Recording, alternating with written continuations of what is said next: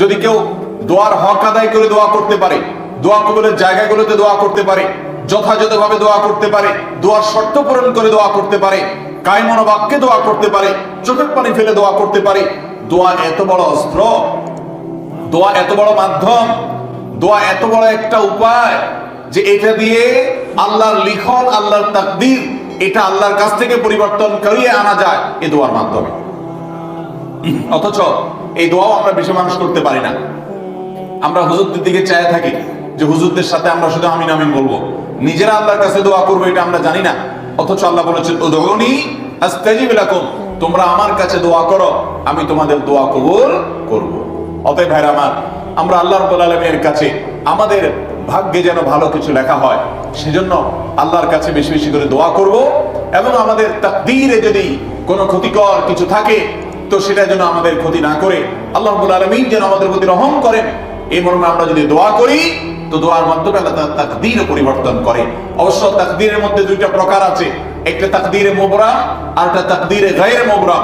তাকদীরে গায়রে মুবরাম যেটা, সেটা তাকদীর দোয়ার মাধ্যমে ফয়সালা আল্লাহ পরিবর্তন করেন।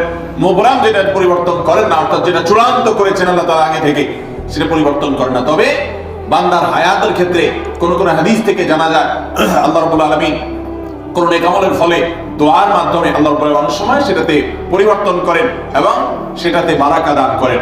অতএব আমাদেরকে তাকদীর, ভাগ্য যেন সুপ্রসন্ন হয়, আমাদের নসিব যেন ভালো হয়, আল্লাহ যেন ভালো কিছু দান করেন, সেজন্য শবে বরাতে রাত ভরে ইবাদত বন্দেগী, এই জন্য নয়, বরং আমাদের ভাগ্যে ভালো কিছু হওয়ার জন্য বছর জুড়ে আমাদেরকে নেক আমল করতে হবে।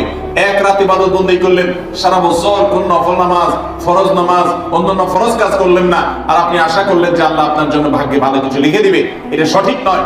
আর ভাগ্যের নির্ধারণটা মূলত লাইলাতুল কদর, এটি বোঝা যায় সূরা দুখান থেকে, অন্যান্য সূরা থেকে। অতএব আমাদের সবাইকে আমাদের ভাগ্যে ভালো কিছু লেখার জন্য বেশি বেশি আমাদের 5 ওয়াক্ত ফরজ নামাজ সহ আল্লাহর সমস্ত ফরজ বিধানগুলো মেনে চলতে হবে, হারাম এবং গুনাহের কাজগুলো থেকে বেঁচে চলতে হবে, এবং সেই সাথে আমাদের সবাইকে বেশি বেশি করে, বিশেষ করে নেককারদের কাতারে শামিল হতে হবে। আমি যত বেশি নেককার হতে পারবো, ওই যে নামাজে আত্মীয়তার মধ্যে নেককারদের দোয়া পাবো, আমার প্রতি শান্তি আল্লাহর এমনি বর্ষিত হবে। এবং দ্বিতীয় আমল হলো বেশি বেশি করে আত্মীয় স্বজন, রক্ত সম্পর্কীয় যারা, তাদের সাথে বিশেষভাবে সুসম্পর্ক বজায় রাখতে হবে।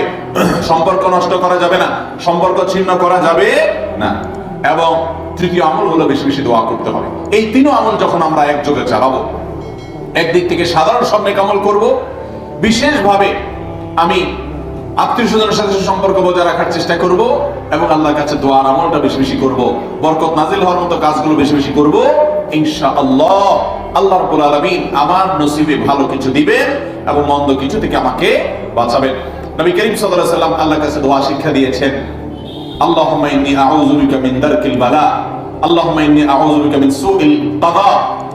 আল্লাহ, আপনার কাছে আমার ভাগ্যের ক্ষতি থেকে আমি আপনার কাছে পানা চাই। অর্থাৎ আমার তাকদীরে, কাজার মধ্যে যদি কোনো ক্ষতিকর কিছু আপনি লিখে থাকেন, তাহলে সেই সুউল কাজা, এটা থেকে আমি আপনার কাছে পানা চাই।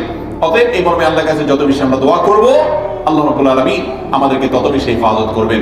আল্লাহ তাআলা আমাদের নসিবে দুনিয়া এবং আখিরাতে, ইহকালে এবং পরকালে ভালো কিছু লেখেন, আমাদের নসিবে যেন ভালো কিছু হয় সেই তৌফিক আল্লাহ আমাদেরকে দান করেন।